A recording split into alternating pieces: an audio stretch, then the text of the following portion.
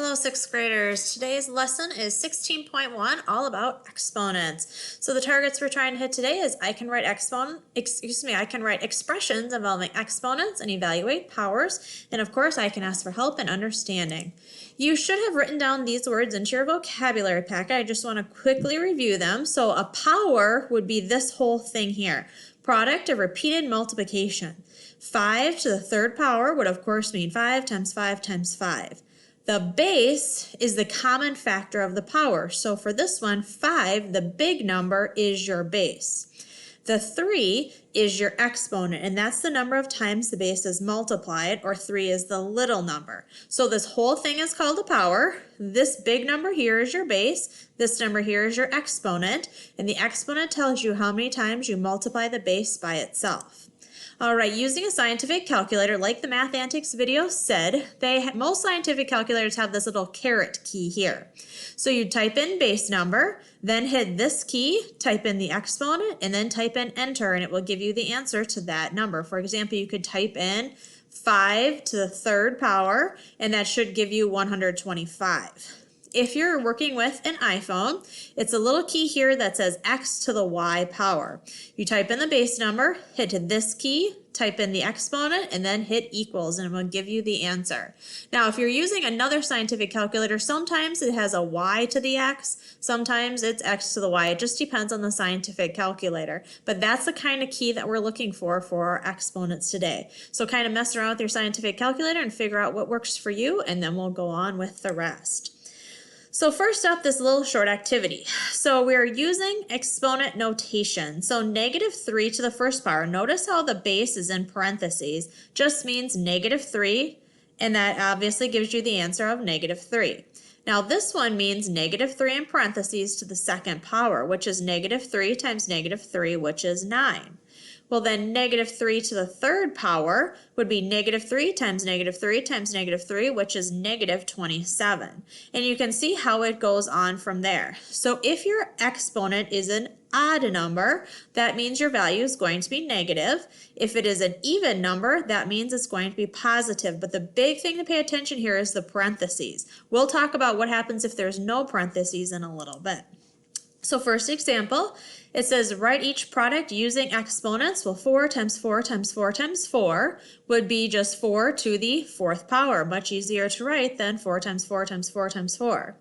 This one would be -2 in parentheses to the second power because it's being multiplied by itself 2 times x to the third power because x is being multiplied by itself 3 times. You can pause the video and do these two on your own. All right, number 1 would be in parentheses 1/4 to the fifth power because it's 1/4 times 1/4 times 1/4 times 1/4 times 1/4.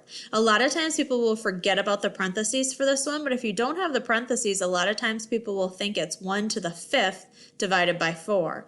But for this one, it's actually 1/4 to the fifth power.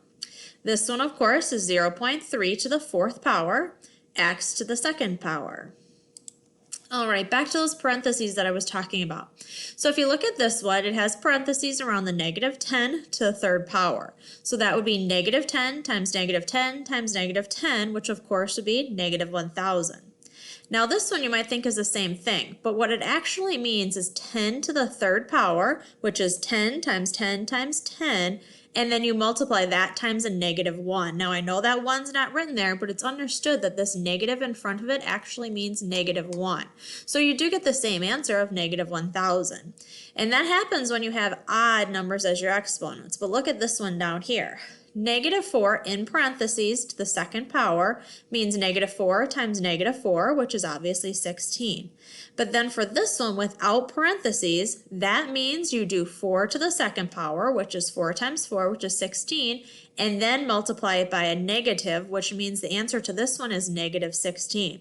Now, if you can find the parentheses keys on your calculator, you can check. When you put parentheses in, it will give you this answer. When you don't have parentheses in, it will give you this answer.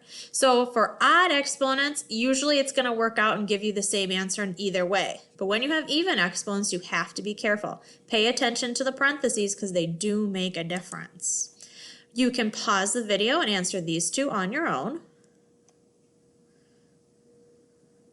All right, to check these ones, you should get negative 625 for this one because you do 5 times 5 times 5 times 5. That's 625, and then you have to put the negative in front of it because it doesn't have parentheses on this one.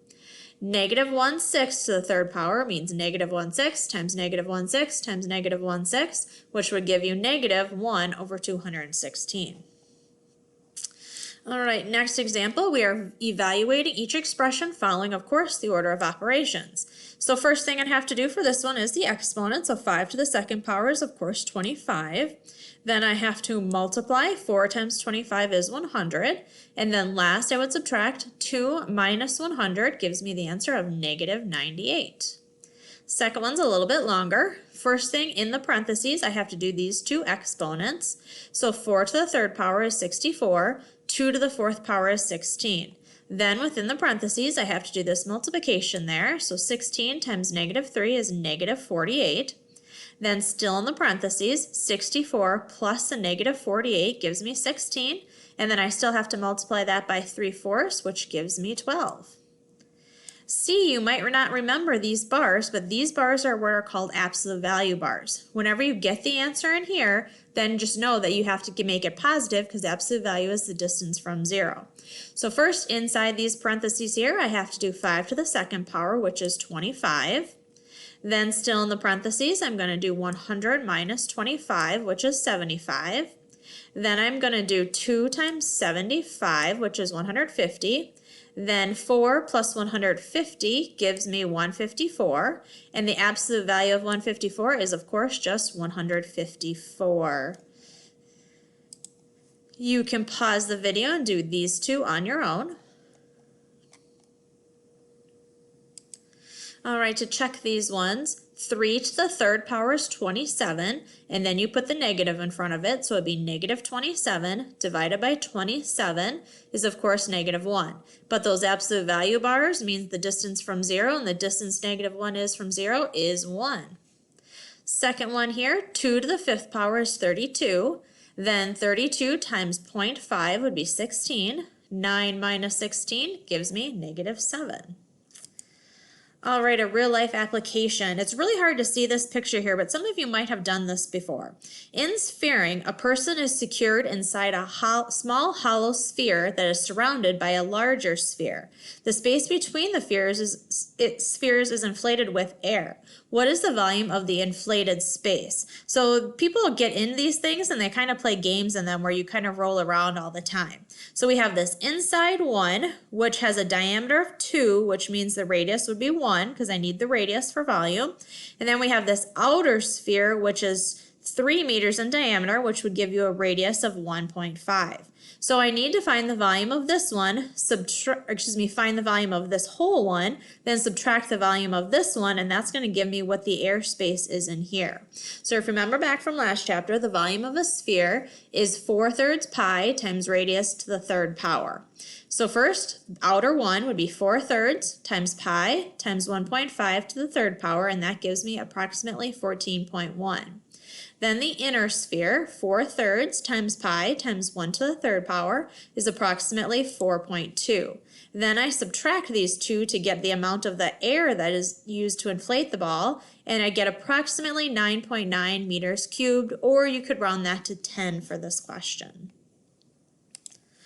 All right, to get started on your homework assignment, it is page 714 to 715, numbers 1 through 27 and 30 through 33. So to get started on it together, describe the difference between negative 3 to the fourth power and parentheses negative 3 to the fourth power. Well, each of these will have different answers. Negative 3 to the fourth power, of course, means 3 to the fourth, which is 81, and then you times it by the negative, so that answer is negative 81. Parentheses negative 3 to the fourth power means negative 3 times negative 3 times negative 3 times negative 3, which gives you positive 81. The parentheses change the sign. So if you have parentheses, it means that negative 3 to the fourth power. If you don't have parentheses, that means 3 to the fourth power, and then you put the negative in front of it. Question number 2 says, which one does not belong with the other three? Well, if you read through these other ones, this is the one that is wrong. The power is not 5, 5 to the third is the power. So this is the one that is different. This one is correct. The exponent is 3. This one is correct. The base is 5. And 5 is used as a factor 3 times. That one is correct. This one is just worded wrong. If they would have had the power is 5 to the third, then it would have been correct. But because they left that third there off, then that means that this one is not belonging with the other 3. Remember, you can always email me any questions that you might have.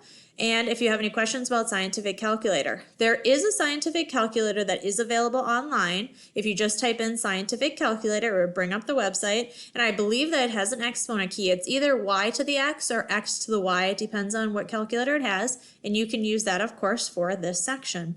Thanks for watching.